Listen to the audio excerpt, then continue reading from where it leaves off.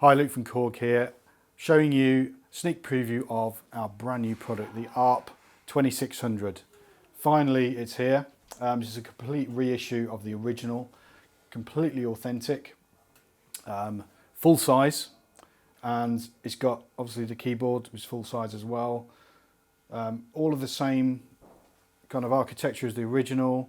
We've worked very hard to keep it as authentic as possible. It's styled after the very first version of the ARP 2600.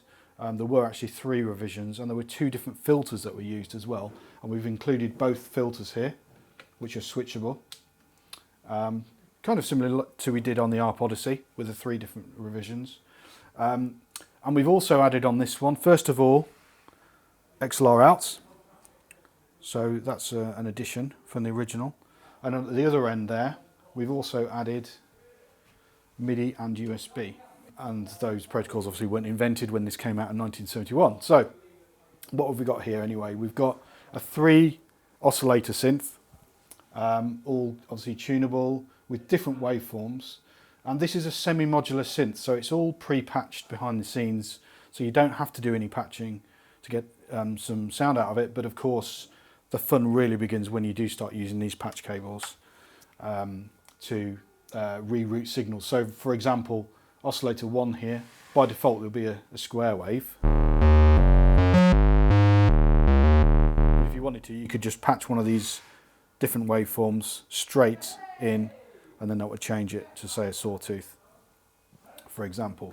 Obviously this is the tuning here, and then the 3 different oscillators are lined up, and then this is the mixer of the 3, so you can bring in VCO2.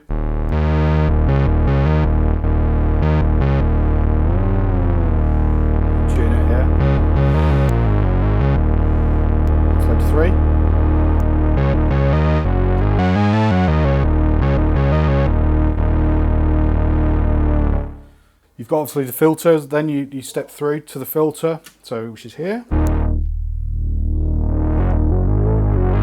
do have a fine-tune adjustment as well. The filter, which is quite nice. Lots of resonance.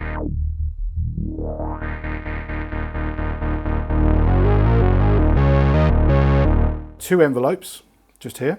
So you've got your ADSR and you've got your AR as well, so attack and release. So if you bring up both of those, you can then send, for instance, the filter just to the ADSR.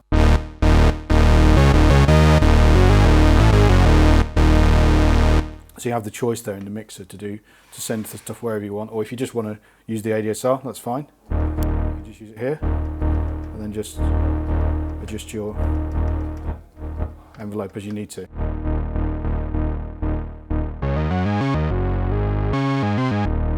We've also included the original spring reverb as well, which are on these 2 faders.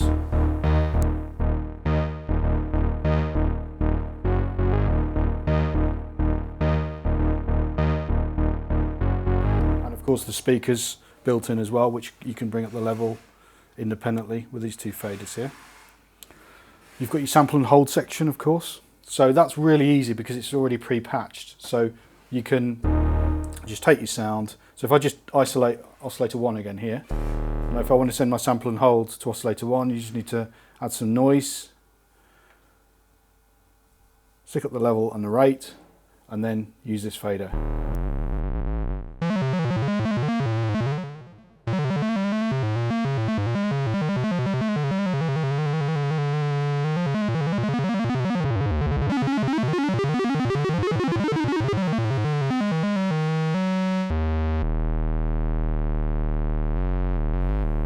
And of course you can clock that to the LFO. So the LFO lives here next to the keyboard.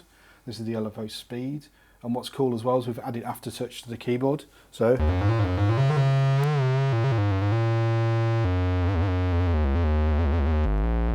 can do your modulation really easily just on the aftertouch. And talking of the controls here, we've also got portamento. Let's bring in some other sounds as well. So you can either do that on a momentary switch, just turn it on, and then you can adjust the speed of the portamento there on on the lever as well. You've got an octave switch, just like we have on the ARP Odyssey, and an arpeggiator built in, which is really handy. So that's off at the moment. So if I turn that on, you can do all these different patterns, up and down, random, and so on. So I can also latch it. So I can now get involved with the controls.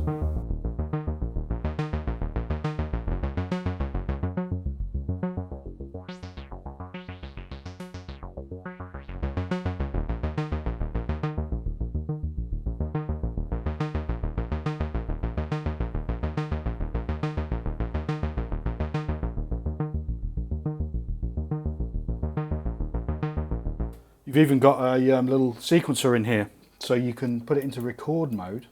So is this an addition to the original then? Yes, yeah, this is, yeah. So I can put it into record mode, play some notes, and then put it into play mode. Then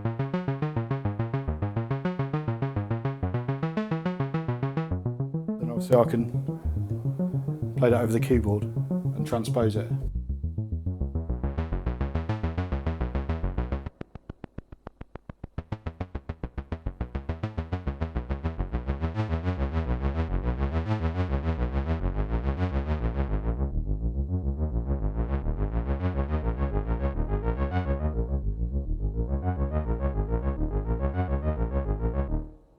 So the fun really starts when you start using these cables, of course, which come included. So you can do some rerouting of the internal patching. So for instance, if I wanted the sample and hold not to go to the pitch, as it's pre-patched anyway, but if I also wanted to send it to the filter, for example, I can just go sample and hold out into the filter, and then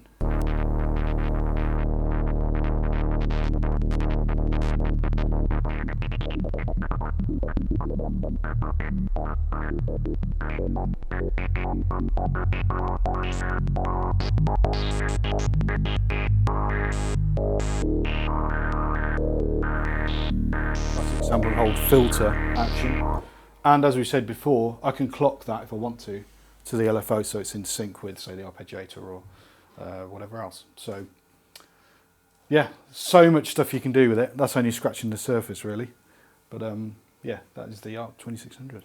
So when are you hoping to kind of have it ready and kind of out in shops? It's going to be announced at the NAMM show, which I'm sure you'll see this around that time.